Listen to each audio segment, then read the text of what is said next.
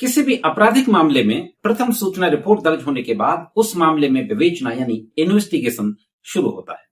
Investigation के दौरान जो इन्वेस्टिगेटिंग ऑफिसर होता है वो जो आरोप लगाए जाते हैं एफआईआर में उससे रिलेटेड तमाम एविडेंसेस को कलेक्ट करता है, गवाहों के बयान दर्ज करता है, कोई साइंटिफिक एविडेंस होता है तो उसको कलेक्ट करता है, कोई फॉरेंसिक जांच की जरूरत होती है तो उसके लिए भेजता है। ये तमाम चीजें विवेचना के दौरान की जाती है।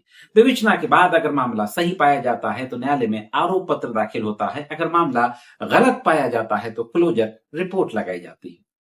चाहे क्लोजर रिपोर्ट लगे चाहे आरोप पत्र दाखिल हो, अगर वादी मुकदमा इन्फॉर्मेंट यानी कंप्लेनेंट को ऐसा लगता है कि इस मामले में इन्वेस्टिगेशन सही ढंग से नहीं किया गया, बहुत से ऐसे बिंदु हैं जिन पे कोई विवेचना ही नहीं की गई, यानी फर्दर इन्वेस्टिगेशन की जरूरत है, अग्रिम विवेचना की जरूरत है, तो सीआरपीसी का सेक्शन 173(8) जो बीएनएसएस का सेक्शन हो गया है 193(9), उसके तहत फिर फर्दर इन्वेस्टिगेशन की एप्लीकेशन वादी के द्वारा दी जाती है।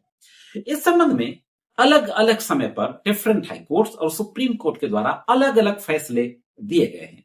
पहले कई फैसलों में कहा गया कि पुलिस अधिकारी विवेचना का आदेश कर सकते हैं, फिर कहा गया कि न्यायालय की परमिशन के बगैर विवेचना का आदेश नहीं होगा। ये तमाम फैसले अलग अलग समय पे आए हैं। उन फैसलों पर भी मैं अपने एपिसोड लेकर के आता रहा हूं।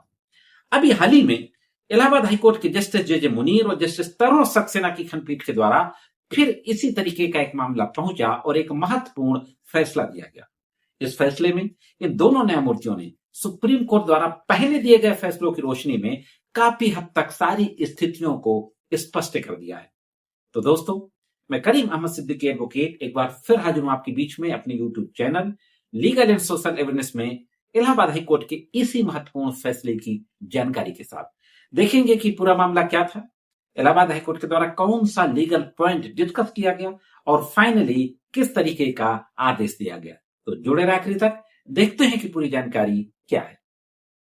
यह जो मामला इलाहाबाद हाईकोर्ट पहुंचा, Rakesh Kumar Tiwari versus state of UP criminal miscellaneous petition number 3009/2026 case की पूरी डिटेल आपकी स्क्रीन पर है और अभी हाल ही में इस पे फैसला आया है। मामला हत्या का था। चार्जशीट कोर्ट भेज दी गई, ट्रायल शुरू हो गया। इसी दौरान ये पता चला कि ज्वाइंट पुलिस कमिश्नर ने फर्दर इन्वेस्टिगेशन का ऑर्डर दे दिया। मामले को हाईकोर्ट में चैलेंज किया जाता है। राज्य सरकार ने दलील दी कि जांच अधिकारी ने ट्रायल कोर्ट से अनुमति मांगी थी। स्टेट की ओर से कहा गया कि जो जांच अधिकारी उसने ट्रायल कोर्ट से अनुमति मांगी थी। हालांकि हाईकोर्ट ने रिकॉर्ड का परीक्षण कर यह पाया कि संबंधित आवेदन में अदालत से आगे की जांच की अनुमति मांगी गई थी, बल्कि केवल यह बताया गया था कि ज्वाइंट कमिश्नर पहले ही आगे की जांच का आदेश दे चुके हैं। उसके लिए केस डायरी उपलब्ध कराने का अनुरोध किया गया। हाईकोर्ट ने कहा कि जांच अधिकारी यानी इन्वेस्टिगेटिंग ऑफिसर ने ट्रायल कोर्ट से आगे की जांच की अनुमति नहीं मांगी, बल्कि यह कहा कि इसमें ज्वाइंट पुलिस कमिश्नर ने आदेश दे दिया है आगे की जांच का, हमें केस डायरी की कॉपी दे दी जाए। साथ ही जो फर्दर इन्वेस्टिगेशन का ऑर्डर होता है तो जो पहले इन्वेस्टिगेशन हो चुका होता है, जिसकी चार्जशीट या क्लोजर रिपोर्ट कोर्ट पहुंच जाती है, उस पूरी केस डायरी की कॉपी चाहिए होती है। तो हाईकोर्ट ने कहा कि सिर्फ केस डायरी मांगी गई थी, यह बताते हुए कि ज्वाइंट कमिश्नर साहब ने फर्दर इन्वेस्टिगेशन का ऑर्डर कर दिया है।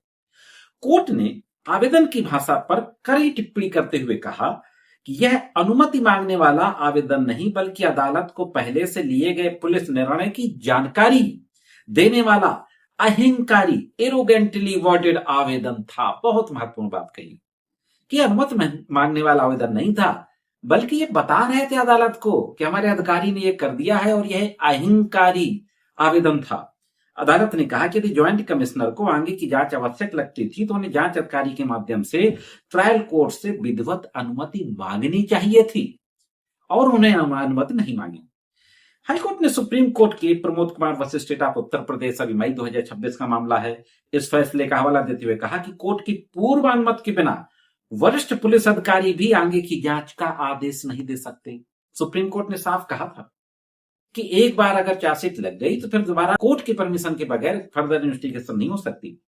अदालत ने ज्वाइंट कमिश्नर का आदेश रद्द करते हुए स्पष्ट किया उसके आधार पर की गई कोई भी जांच कानून की नजर में अस्तित्वहीन मानी जाएगी।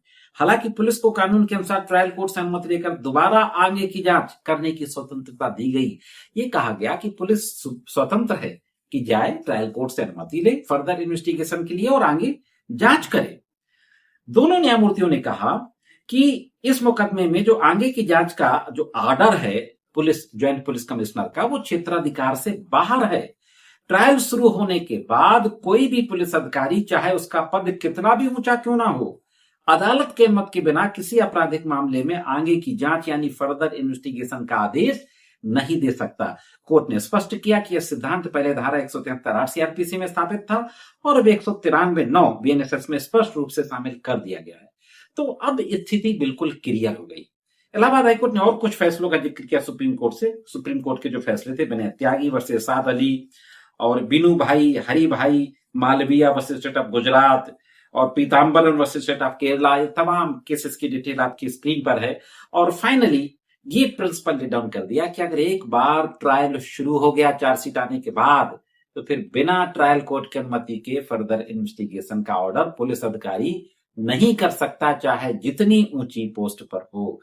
तो यह थी दोस्तों फर्दर इन्वेस्टिगेशन के बारे में एक और महत्वपूर्ण जानकारी। कैसे लगी कमेंट्स करके जरूर बताएं। आज के एपिसोड में सिर्फ इतना ही। मिलते हैं किसी अन्य एपिसोड में कानून की नई जानकारी के साथ। तब तक महत्वपूर्ण कानूनी जानकारी के लिए देखते रहें लीगल एंड सोशल।